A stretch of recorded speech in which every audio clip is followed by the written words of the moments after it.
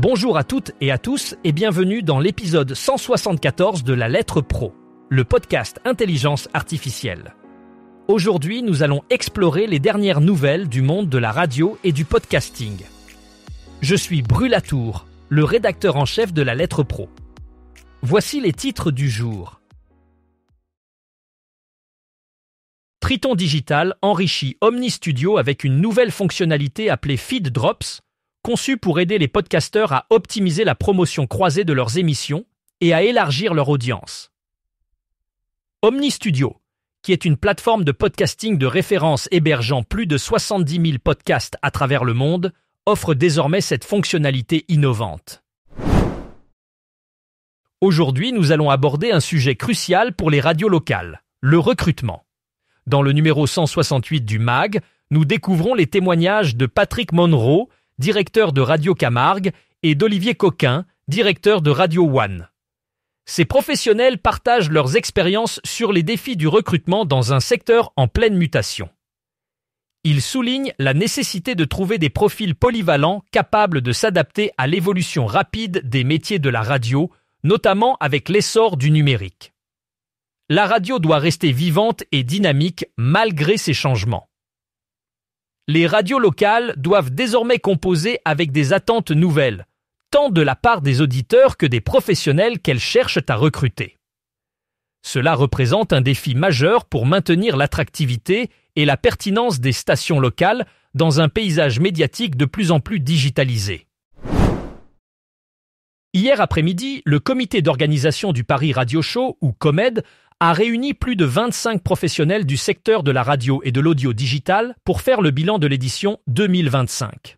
Cet événement a réussi à attirer une audience variée, composée de décideurs, de professionnels techniques, d'experts en monétisation et de créateurs de programmes. Avec 66 sessions et 140 intervenants, le salon a offert une plateforme riche en échanges autour des innovations du secteur. Les conférences, les débats et les podcasts en direct ont particulièrement retenu l'attention des visiteurs avec une satisfaction générale de 4,1 sur 5. Cependant, des améliorations sont souhaitées, notamment en ce qui concerne la fluidité de la circulation entre les niveaux et la lisibilité du programme. La prochaine édition est déjà prévue pour février 2026, avec l'ambition d'offrir une expérience encore plus immersive et personnalisée.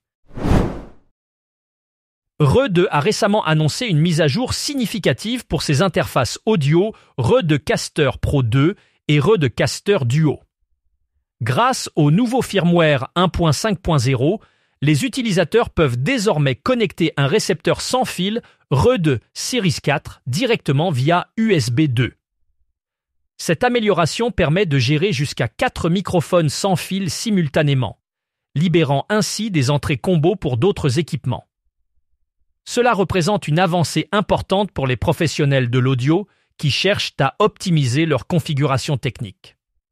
Avec cette mise à jour, RE2 continue de s'affirmer comme un leader dans l'innovation des technologies audio, facilitant le travail des podcasteurs et des créateurs de contenu en simplifiant la gestion de leurs équipements. Aura FM, la Fédération Auvergne-Rhône-Alpes des radios associatives, franchit une nouvelle étape en renforçant sa présence sur les réseaux sociaux. Avec le lancement de ses pages Facebook et Instagram, Aura FM souhaite créer un lien plus fort avec son public et mettre en valeur le travail de ses radios adhérentes. Cette initiative vise à moderniser sa communication et à atteindre un public plus large, en utilisant les plateformes sociales pour partager des contenus variés et interactifs.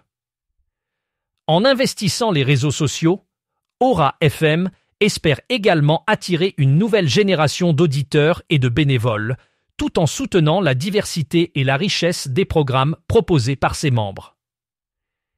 Cette démarche s'inscrit dans une stratégie globale de développement numérique, essentielle pour maintenir la pertinence et l'attractivité des radios associatives dans un environnement médiatique en constante évolution. L'Institut supérieur de formation au journalisme, ou ISFJ, innove en lançant ISFJ Radio, une web radio animée par ses étudiants des campus de Paris et Lille. Cette initiative allie formation, créativité et immersion professionnelle, permettant aux futurs journalistes de se confronter directement aux réalités du métier. Bien plus qu'un simple outil pédagogique, ISFJ Radio sert de véritable terrain d'entraînement journalistique. Équipée de matériel professionnel et encadrée par des experts, elle offre aux étudiants l'opportunité de développer des compétences essentielles telles que la présentation, la production, l'interview, l'analyse et l'animation. Mohamed Bensmati, étudiant en 2e année de master et rédacteur en chef de l'ISFJ Radio, souligne que cette expérience est une chance unique dans le parcours de formation des étudiants. Accessible à tous, ISFJ Radio se veut un espace d'expression et d'apprentissage immersif, intéressant tant les professionnels à la recherche de jeunes talents que le grand public curieux de découvrir une génération engagée et connectée. Pour célébrer ses 30 ans d'existence, la station RTL2 a décidé de marquer le coup avec un événement exceptionnel. 30 heures d'antenne non-stop animées par 30 artistes emblématiques du monde pop-rock. Depuis sa création le 7 mars 1995, RTL2 s'est imposé comme une référence pour les amateurs de ce genre musical et cet anniversaire ne fait pas exception à la règle. Au programme, des concerts exclusifs et des émissions spéciales qui promettent de rythmer les ondes et de surprendre les auditeurs. Cette célébration est non seulement une occasion de se remémorer les 3 décennies de musique diffusée, mais aussi de renforcer le lien unique entre la station et son public fidèle. En invitant des artistes phares à prendre le micro, RTL2 souhaite offrir une expérience inédite et immersive à ses auditeurs tout en continuant de promouvoir la scène pop-rock avec la passion qui l'anime depuis toujours.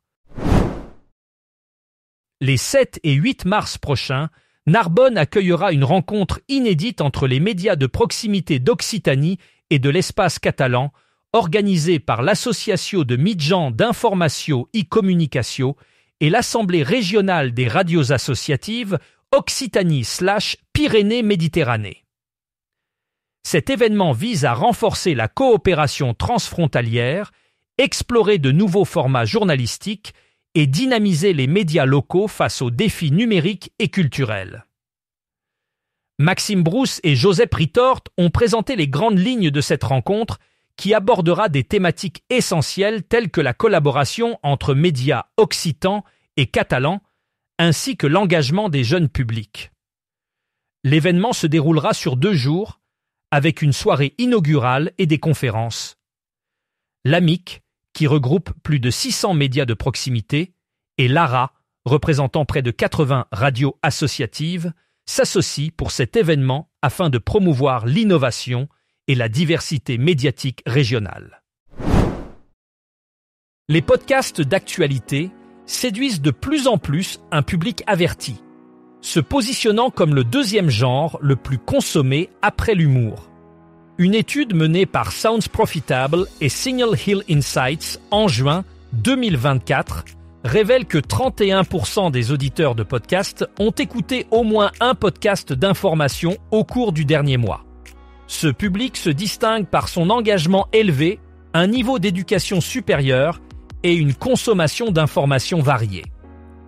Les podcasts d'actualité offrent une flexibilité et une profondeur d'analyse souvent absentes des formats traditionnels. Ils permettent aux auditeurs de s'informer à leur rythme en choisissant les sujets qui les intéressent le plus. Cette personnalisation de l'expérience d'écoute est l'une des raisons principales pour lesquelles ce format attire un public de plus en plus large et fidèle. Pour en savoir plus sur ce sujet passionnant et bien d'autres, rendez-vous sur le site lalettre.pro et n'hésitez pas à vous abonner à notre newsletter quotidienne pour ne rien manquer de l'actualité professionnelle.